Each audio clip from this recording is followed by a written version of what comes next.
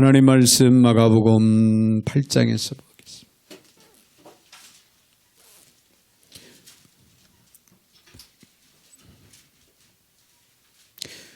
네, 마가복음 8장 14절부터 21절까지 제가 받들어 봉독에 올리겠습니다. 제자들이 떡 가져오기를 잊었음에 배에 떡 한 개밖에 그들에게 없더라. 예수께서 경고하여 이르시되 삼가 바리새인들의 누룩과 헤롯의 누룩을 주의하라 하시니 제자들이 서로 수군거리기를 이는 우리에게 떡이 없음이로다 하거늘 예수께서 하시고 이르시되 너희가 어찌 떡이 없음으로 수군거리느냐 아직도 알지 못하며 깨닫지 못하느냐 너희의 마음이 둔하냐 너희가 눈이 있어도 보지 못하며 귀가 있어도 듣지 못하느냐 또 기억하지 못하느냐 내가 떡 5개를 5,000명에게 떼어줄 때 조각 몇 바구니를 거두었더냐 이르되 12이니이다 또 7개를 4,000명에게 떼어줄 때 조각 몇 광주리를 거두었더냐 이르되 7이니이다 이르시되 아직도 깨닫지 못하느냐 하시니라. 아멘. 21절까지 그들의 봉독에 올렸습니다. 거룩하신 하나님 감사를 드립니다. 오늘도 어김없이 저희들 사랑 가운데 불러주시고 또 말씀 앞에 세워주심을 감사드립니다. 오늘도 귀한 말씀 허락하실 때 잘 듣게 하시고 깨닫고 은혜되게 하여 주셔서 귀한 말씀을 쫓아 믿음으로 행하는 거룩하고 성숙한 그리스도인들이 다 되게 하여 주시옵소서. 오늘도 부족한 종의 입술을 주관하시고 사용하시되 우리 하나님 홀로 영광을 받아 주시옵소서. 예수님의 이름으로 기도하옵나이다. 아멘. 아멘. 할렐루야. 우리 한번 옆에 분들하고 인사 나누시겠습니다. 인사 나누실 때 말씀 충만하세요. 그렇게 인사하겠습니다. 네, 말씀 충만하세요. 자, 오늘 이 시간도 말씀을 우리가 받을 때 그 말씀으로 우리가 큰 위로, 소망 또 그런 능력 가운데 사로잡히는 말씀 충만한 그런 이 시간이 되어주시기를 바랍니다. 여러분 그 탈무드에 보면은 이런 이야기가 있습니다. 사람의 머릿속에는요 2개의 방이 있다고 합니다. 2개의 방이 있는데 하나는 기억의 방이고 하나는 망각의 방이다. 그래서 우리는 기억하고 싶은 것은 기억의 방에 차곡차곡 쌓아두고 잊어버리고 싶은 것은 망각의 방에 차곡차곡 집어넣어서 다 잊어버리게 된다. 그런 얘기가 되겠죠. 네, 그런데 우리는 어떤 일들을 기억하기도 하고 또 어떤 일들을 망각하기도 하는데요. 어떤 것은 잊어버리는 것이 참 좋은데 망각하지 않고 그것을 기억을 해서 그 기억을 통해서 말할 수 없는 괴로움을 느끼고 고통을 느끼는 그런 경우가 있는 사람들이 있다고 하는 사실이에요. 반대로 어떤 것을 꼭 기억을 해야 되는데 하루아침에 다 잊어버리는 그래서 생각 없이 살아가는 그런 경우도 그런 사람도 있다. 우리는 그렇게 생각을 합니다. 자, 오늘 본문의 말씀을 보면요. 오병이어 또 칠병이어에 대한 이야기가 또 잠깐 언급을 또 하고 있는 걸 우리가 보는데요. 요한복음 6장에 나오는 오병이의 사건을 우리는 잘 압니다. 장소는 베세다 광야죠. 물고기 몇 마리? 2마리. 보리떡 5개로 5,000명을 먹이고도 12바구니를 거두는 그런 놀라운 기적의 사건이죠. 그런가 하면은 칠병이어 마가복음 8장에 나오는 칠병이어는 장소는 데가볼리인데요. 물고기 2마리 보리떡 7개로 4,000명을 먹이고 무려 7광주리를 거두는 그런 사건의 내용이 기록이 되고 있음을 우리는 기억을 합니다. 자, 예수님이 이런 기적을 두 차례에 걸쳐서 행했음에도 불구하고 그 현장에서 있었던 그 제자들은 조금도 달라지지 않았다는 거예요. 오늘 본문의 14절, 16절에 있는 말씀을 보면은 제자들이 떡 가져오기를 잊었습니다. 배에 떡 한 개밖에 그들에게 없다. 예수께서 경고하여 이르실 때 삼가 바리새인들의 누룩과 헤롯의 누룩을 주의하라 하시니 제자들이 서로 수군거리기를 이는 우리에게 떡이 없음이로다 하니라. 그런 말씀이 기록이 되는데요. 두 차례의 기적의 현장 속에 있었던 제자들이 다시 떡 때문에 지금 걱정하고 있는 그런 모습을 우리는 여기서 찾아볼 수가 있습니다. 자, 여러분, 우리가 잘 아는 이 두 기적에 공통되는 명백한 교훈은, 즉 오병이어의 기적, 칠병이어의 기적, 그 기적의 그 상황 속에서 명백하게 우리에게 주는 교훈이 뭘까요? 그 자리에 누가? 주님이 계셨다는 거예요. 네, 주님이 계셨기 때문에 그 수천 명이 되는 그 많은 사람들의 배고픔을 해결할 수 있는 놀라운 역사를 이루었다고 하는 사실. 예수님은 여러분 문제 해결자이십니다. 그런 능력이 예수님이시다라고 하는 사실을 우리는 기억합니다. 근데 우리들 역시 예수 안에서 5년 전, 10년 전 우리가 어려운 그런 역경에 처해 있어서 정말 하나님 앞에 어찌할 바를 모르고 부르짖고 기도했던 그 기도의 응답으로 우리 하나님께서 그 어려운 과정 속에서 우리를 벗어나게 만들어 주시고 오늘 우리가 이렇게 정말 하나님의 은혜 안에서 평안함으로 여호와의 이름을 높이고 찬양하며 예배할 수 있는 그런 놀라운 은혜와 축복을 허락하셨음을 우리는 찬양을 하나님 앞에 올려드리지 않을 수가 없지요. 주님은 우리의 소망이고 우리의 구원이십니다. 우리의 힘이시고 능력이시다고 하는 사실. 그러나 오늘의 역경, 오늘 내가 현실 속에 처하고 있는 크고 작은 어려운 환경 속에서 나는 또다시 그 하나님의 놀라운 은혜와 능력을 체험했음에도 불구하고 염려하고 걱정하고 있는 그런 삶을 살아가고 있지는 않는지요. 예수님은 이런 제자들에게 어떻게 말씀을 하십니까? 오늘 본문 17절을 보면요. 예수께서 아시고 이르시되 너희가 어찌 떡이 없으므로 수군거리느냐. 아직도 알지 못하며 아직도 깨닫지 못한 너의 마음이 둔하느냐. 그렇게 지적을 하고 있죠. 자, 두 번씩이나 기적을 경험하고도 아직도 주님을 온전히 신뢰하지 못하는 이유는 본질적이고 근본적인 이유가 있음을 주님은 여기서 지적을 하고 있는 거예요. 그래서 15절에 보니까 예수께서 경고하여 이르시되 삼가 바리새인들의 누룩과 헤롯의 누룩을 주의하라. 이것이 본질적인 거예요. 이것이 근본적인 문제의 이유였다는 거예요. 원인이었다. 자, 여기서 누룩이라고 하는 이 단어가 나오는데요. 여러분, 이 누룩은 우리가 알다시피 음식물을 발효시키고 부풀리는데 사용하는 효소입니다. 그렇죠? 그래서 음식물이나 밀가루 반죽 등의 이 누룩을 조금만 넣어도 금세 발효가 돼요. 부풀어 오릅니다. 네.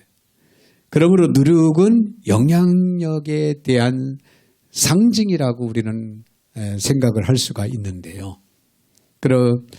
그런데 오늘 본문에서 나쁜 영향을 주는 누룩을 예수님께서는 지적을 하고 있습니다. 나쁜 영향을 주는 두 가지를 지적하는데 그 지적한 내용을 보면은 첫 번째는요. 바리새인들의 누룩을 조심하라. 즉 바리새인들의 누룩에 영향을 받지 마라. 또 하나는 뭡니까? 헤롯의 누룩을 조심해야 한다. 그 영향을 받으면 안 된다.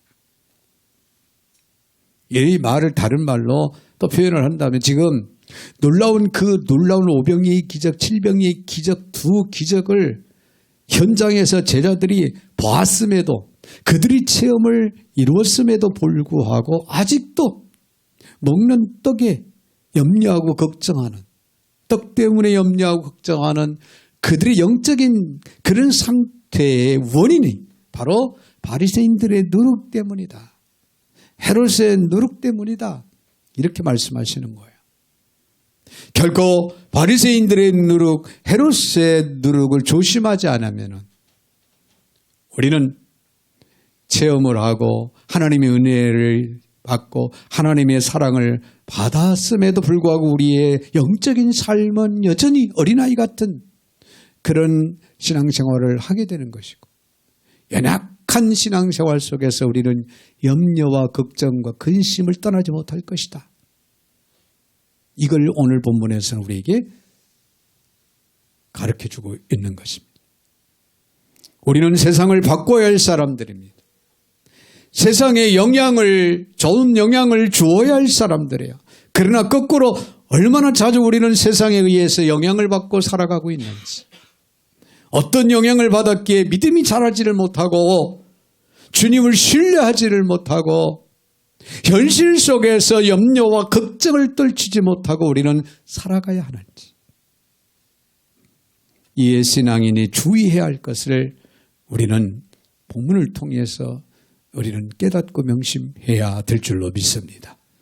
먼저 우리가 생각해야 할 것은요, 바리새인의 노력을 주의하라고 가르치고 있습니다.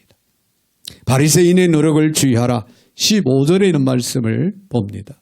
예수께서 경고하여 이르시되 삼가 바리새인들의 누룩과 헤롯의 누룩을 어떻게 하라? 주의하라 그랬죠. 여기에서 우리는 먼저 바리새인들의 누룩을 주의해야 한다는 거예요. 누가복음 12장 1절에 보니까 그동안에 무리 수만 명이 모여 서로 밟힐 만큼 되었더니 예수께서 먼저 제자들에게 말씀하여 가르치되 바리새인들의 누룩 곧 외식을 주의하라. 그런 말씀이 기록이 되고 있는 걸 우리가 또 보게 됩니다. 여러분, 바리새인들의 누룩은 곧 뭐라고 말씀하고 있습니까? 외식이라고 말합니다. 외식. 바리새주의를 한마디로 말하면 외식주의다, 그렇게 표현을 합니다. 즉 겉만 꾸미는 것, 무늬만 그리스도인인 것, 이런 삶을 지적하는 거예요. 내용을 갖추지 않아요. 신앙심이 없다는 거죠. 영적인 상태는 내 어린아이보다도 못한, 몸만 교회를 왔다 갔다 하는, 겉만 그리스도인인 이런 모습, 이런 삶을 우리는 주의해야 한다는 거예요. 조심해야 한다. 바리새인들은요, 전통을 중요시 여겼습니다. 어떤 종교 형식, 그 틀을 쏘아 그 틀을 지키는데 그들은 아주 민감했어요. 그러나 그들은 형식을 갖추는 데는 열심히 했지만 내용을 갖추는 데는 그러지 못했다는 거예요. 그래서 예수님이 그들을 책망하실 때 예수님이 뭐라고 책망을 하셨냐? 회칠한 무덤이다. 회칠한 무덤과 같다. 바리새인들을 향해서 너희는 회칠한 무덤과 같다. 즉 겉은 그럴싸한데 속은 썩고 있다는 거죠. 여러분, 회칠한 무덤, 우리 아동부는 잘 이해를 잘 못할 부분이겠지만, 네, 여러분, 겉은 아주 그럴싸하게, 그리고 깨끗하게, 멋있게 그렇게 만들어놨는데 그 안에는 실체가 썩어가고 있다는 거죠. 바리새인들을 가리켜서 그들을 지적하며 너희들은 회칠한 무덤과 같다. 주님이 이런 바리새인의 종교, 바리새인들의 신앙생활의 그 특성을 아주 예리하게 지적하신 말씀도 있습니다. 마태복음 23장 23절을 보니까 화 있을진저 외식하는 서기관들과 바리새인들이요, 너희가 박하와 회향과 근체 11조를 드리되 율법에 더 중요한 바 의와인과 신은을 버렸도다. 그러나 이것도 행하고 저것도 버리지 말아야 할지니라. 할렐루야. 저는 오늘 이 시대를 살아가는 우리 그리스도인들이 신앙생활에 있어서 바리새인의 신앙 수준에도 미치지 못하는 그런 모습들은 우리가 부끄러워해야 된다. 또 그렇게 느낄 때가 많이 있습니다. 이 바리새인들이 우리보다 훨씬 나은 면이 있을 수 있다 그런 얘기예요. 어느 한 부분에 있어서는. 그럼에도 불구하고 예수님이 바리새인들을 책망하시고 그들을 고발하신 가장 중요한 이유가 어디 있을까요? 그들이 열심히 있었던 11조라고 하는 것은 당시 종교인들의 대표적인 특성이었습니다. 그 당시에 하나님을 열심히 믿는 사람이라고 하면은 당연히 11조를 잘하는 사람이었습니다. 네, 이것은 하나의 종교의 그 틀에 사로잡혀서 그들이 실천하지 않으면 안 되는 것처럼 그렇게 여겨졌다는 거예요.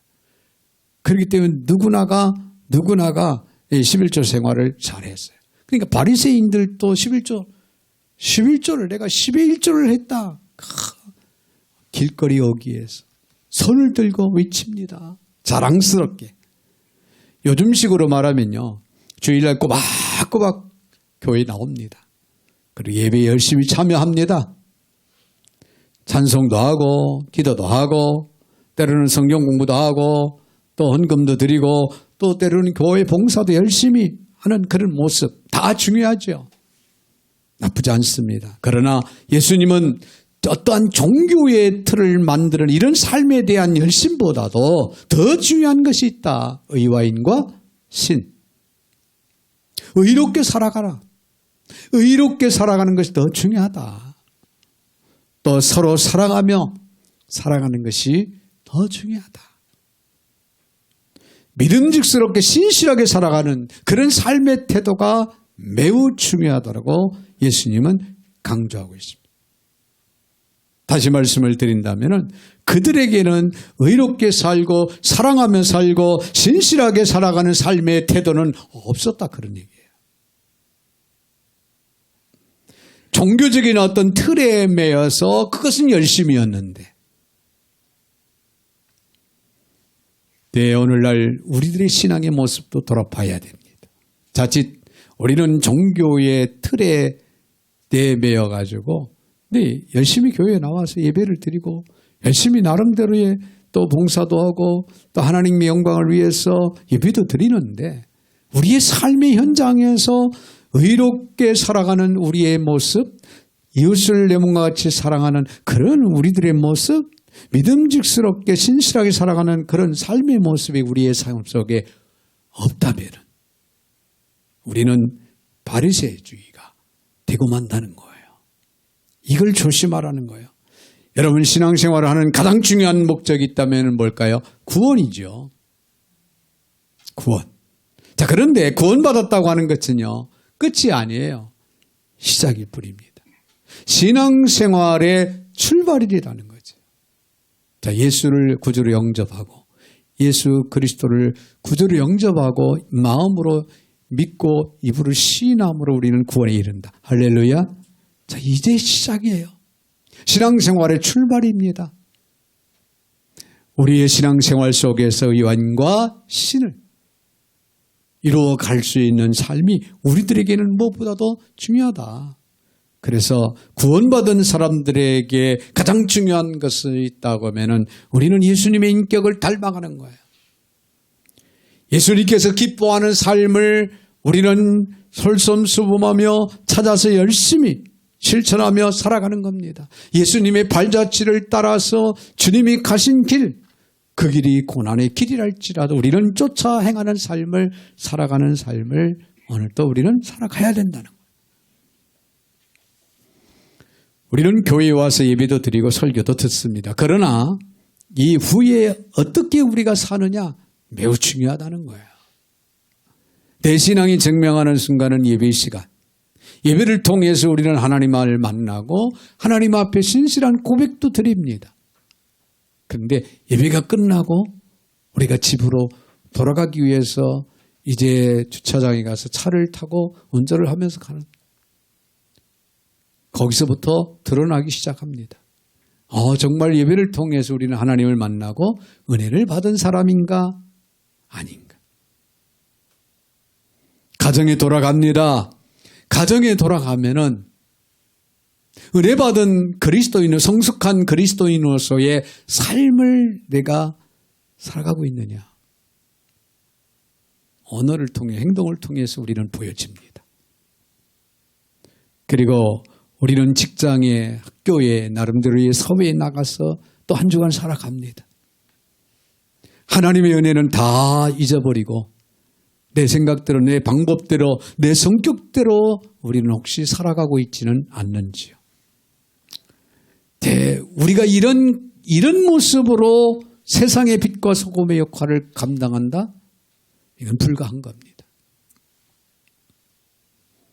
바리새인들의 문제가 무엇이겠습니까? 그들에게는 변화 의지가 없이 종교 형식을 수호하는 데만 열심이었다는 거예요. 오늘 본문의 제자들의 신앙이 자라지 못한 이유, 그들이 오히려 바리새적인 그런 영향을 받고 있었기 때문이다, 그런 얘기입니다. 주님이 기뻐하시는 삶을 살아가는 일에는 별로 관심이 없어요.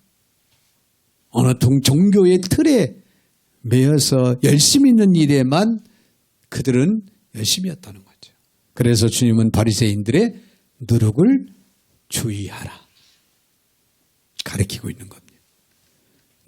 너희가 바리새인들의 영향을 받고 있다.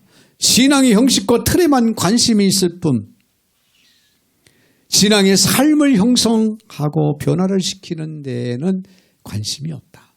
이걸 지적하고 있는 거예요. 여러분, 오늘 이 시간 저와 여러분도 이제 우리들의 신앙을 돌아보면서 아직도 나는 바리새인주의적인 그런 신앙생활을 하고 있지는 않는가. 그렇다면 우리는 변화를 가져와야 됩니다. 우리 신앙생활의 진정한 주님이 원하시 기뻐하시는 그런 신앙의 삶을 신실하게 우리는 살아가야 된다고 하는 사실. 이에 우리는 바리새인들의 누룩을 날마다 조심하면서 살아가야 돼요. 자, 또 한 가지는 뭐라고 그랬습니까? 헤롯의 누룩을 주의하라 그랬습니다. 네, 15절 하반절에 보면은 바리새인들의 누룩과 그 다음에 뭐라고 그랬어요? 헤롯의 누룩을 주의하라. 헤롯은요, 로마로부터 임명을 받았던 당시에 팔레스타인 땅을 다스리고 있던 그런 왕이었어요. 성경에 보면은 분봉 왕이다. 어느 한 지역을 담당하는 그런 왕이었어요. 이 헤롯 가문의 수많은 헤롯들에게는 공통점이 있었는데요. 그것은 다 하나같이 욕심이 많았다는 거예요. 헤롯 가문의 그 사람들은 욕심이 많았다. 특별히 돈에 대한 욕심이 많았어. 그래서 헤롯 왕가의 대표적인 그런 모습이었는데요. 그래서 그들은 백성들에게 부당한 세금을 부과를 합니다. 물론 이 세금의 상당 부분들은 헤롯 왕가가 중간에서 가로치고 자기들을 배불려. 그들은 뇌물을 즐거워했어요. 헤롯 왕가가 대표하는 삶은 철저한 세속주의, 물질주의였다. 세속주의, 물질주의. 여러분, 바리새인주의는 형식주의고 외식주의다. 그렇게 우리가 표현하고 이해를 한다면 헤롯주의는 세속주의고 물질주의였다. 그렇게 우리가 이해를 할 수가 있습니다. 예수님은 제자들이 이 헤롯주의의 영향을 받고 있다.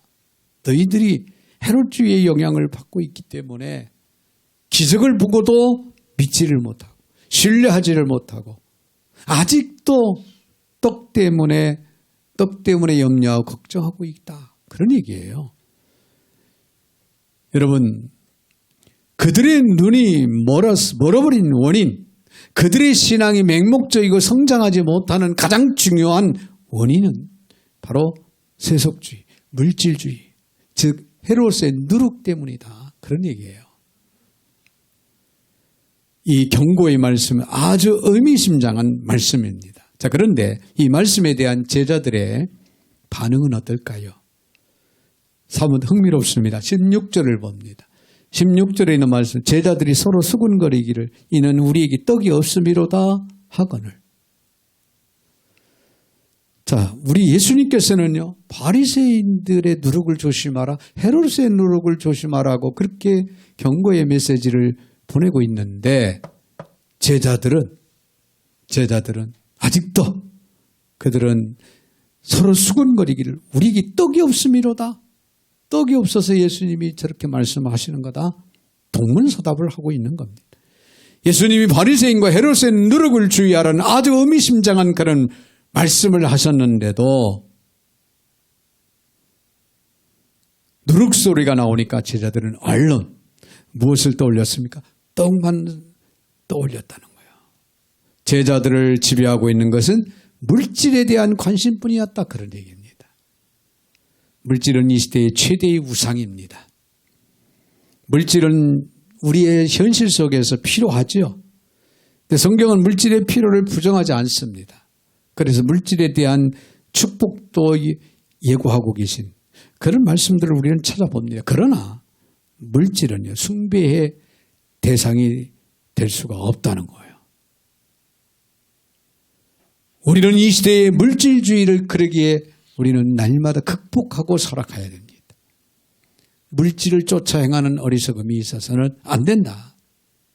물질 때문에 우리가 마음을 뺏겨서 하나님을 외면하고 하나님을 뒤로 하면 안 된다.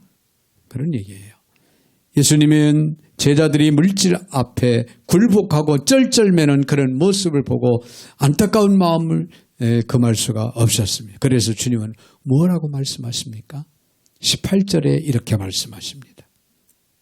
너희가 눈이 있어도 보지 못하고 너희가 귀가 있어도 듣지 못하느냐? 또 기억하지 못하느냐? 지적을 하고 있어요. 제자들이 보아야 할 것을 보고 들어야 할 것을 듣고 기억을 해야 할 것을 기억을 해야 하는데 지금 제자들은 그러지 못하고 있다는 거예요. 네, 제자들이 보아야 할 것은 무엇이었냐? 주님이었습니다. 주님을 바로 봐야 했어야 돼. 그들 앞에는 예수님이 계셨습니다. 그분은 어떤 분? 창조주가 되십니다. 하나님 전능자가 되십니다. 오병이어와 칠병이의 현장에서 많은 사람들이 필요를 공급하시던 놀라우신 그 주님, 능력의 그 주님을 앞에 두고도 제자들은 주님을 바로 보지를 못하고 바로 믿지 못하고 바로 신뢰하지를 못하고 있는 그분이 어떤 분이었습니까? 보리떡 5개 물고기 2마리 이걸 통해서 오병이의 기적을 일으키신 분 아닙니까? 칠병이의 기적을 일으키신 분 아닙니까? 그분이 바로 제자들의 눈앞에 계심에도 불구하고 지금 제자들은 물질주의에 눈이 어두워서 떡만 생각하고 떡만 이야기를 하고 있는 거예요. 제자들은 주님을 보지 못하고 떡만 보고 있었다, 그런 얘기입니다. 여러분의 시선은 어디를 두고 살아갑니까? 눈이 열려서 살아계신 주님을 보는 그런 축복이 있어지기를 바랍니다. 그 주님이 오늘 저와 여러분과 함께 하시는 주님이심을, 언제나 우리와 동행하시고 우리를 도우시고 우리를 붙드시고 우리를 세우시고 우리를 이끌어 주시는 분이심을 여러분 믿으시기를 바랍니다. 왜 너희는 눈이 있어도 보지 못하고 귀가 있어도 왜 듣지 못하느냐? 지금 주님이 내 앞에서 말씀하고 계신 것을 여러분 깨닫는 시간, 깨닫는 저와 여러분이 되시기를 바랍니다. 그분이 말씀하시면 천지가 변합니다. 그분이 역사하시면 불가능이 가능케 되어집니다. 그분이 말씀하시면 세상이 새로워질 수 있다고 하는 사실을 우리는 믿으시기를 바랍니다. 그분이 우리의 소망이십니다. 그분이 우리의 승리가 되십니다. 그분을 볼 수 있는 영안이 열려지기를 주의 이름으로 축원합니다. 그분의 음성을 들을 수 있는 귀가 열려지기를 주의 이름으로 축원드립니다.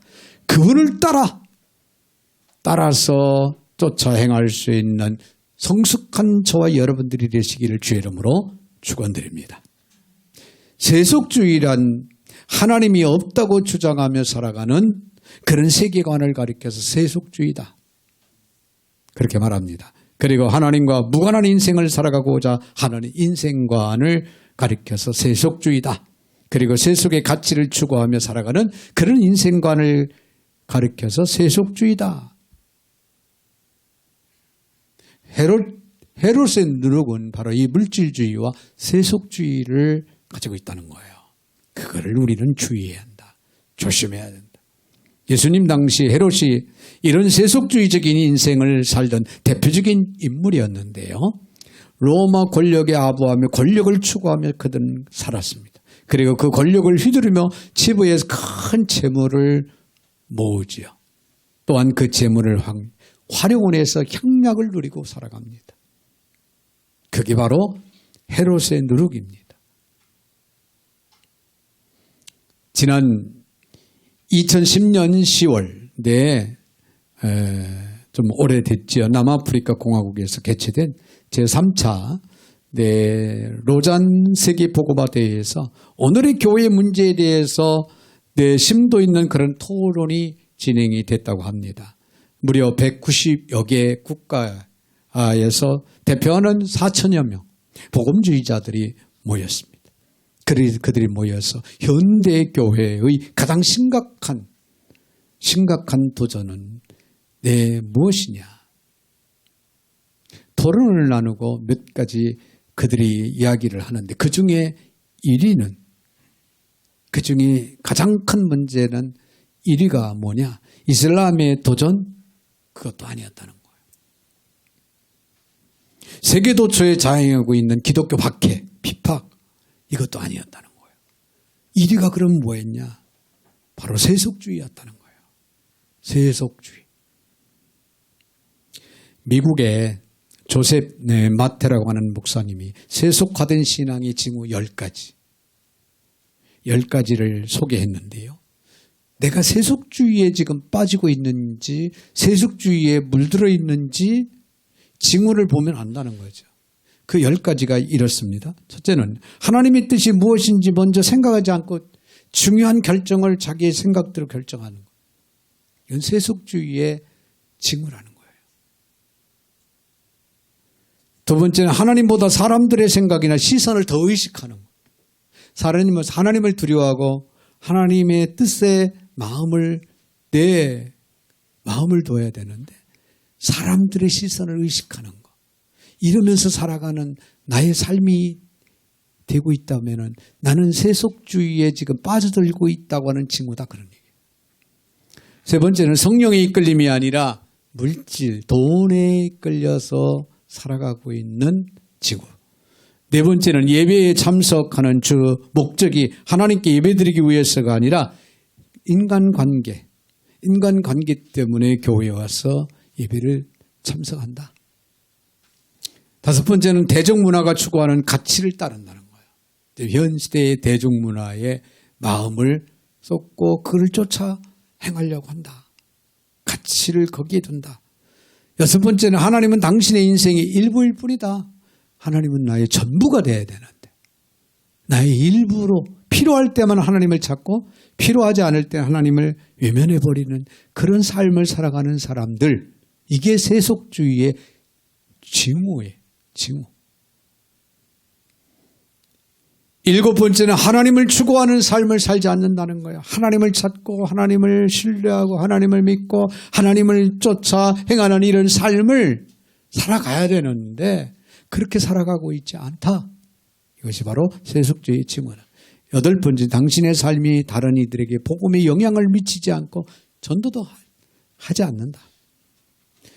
아홉 번째는 제자를 삼지 않는다. 그리스도의 제자를 삼지 않는다. 열 번째는 재정에 있어서 물질의 성경적인 정직의 정신을 가지고 살아가지 않는다. 이것이 바로 세속주의의 징후라는 거예요. 여러분, 이 10가지 중에서 여러분들이 지금 이 시간 정확하게 기억은 못하겠지만 만에 하나 5가지 이상이 나에게도 있다라고 하면은 나는 세속주의에 지금 빠져가고 있고 물들어가고 있다. 그렇게 단정을 해도 틀린 말이 아니라는 거예요. 역으로 그렇다면 우리는 조심해야 된다. 사랑하는 여러분, 우리가 점점 세속화되어 가고 있지는 않습니까? 그렇다면 돌아서야 됩니다. 주의 진리 말씀 가운데. 할렐루야. 우리가 더욱 세속화된 신앙의 길로 나가다 보면 결국에는 우리는 주님의 책망을 피할 수가 없습니다. 우리는 신앙인으로서 바리새인, 누룩인, 형식과 외식주의를 그러기에 우리는 조심해야 돼요. 헤롯의 누룩인 세속과 물질주의를 날마다 우리는 조심할 수 있는 그런 저와 여러분이 되시기를 주의 이름으로 축원을 드립니다. 거룩하신 하나님 감사드립니다. 오늘도 저희들 사랑 가운데 불러주시고 또 귀한 말씀으로 저들의 영을 세워주시고 깨우쳐 주시니 참으로 감사를 드립니다. 이 땅에 살아가면서 바리새인 누룩을 조심하고 헤롯의 누룩을 조심하여 정말 하나님의 진리 안에서 하나님의 은혜를 힘입고 신실하고 거룩한 백성으로 살아가기에 부족함이 없는 온 교우들 다 되게 하여 주시옵소서. 예수님의 이름으로 축복하며 기도하옵나이다. 아멘.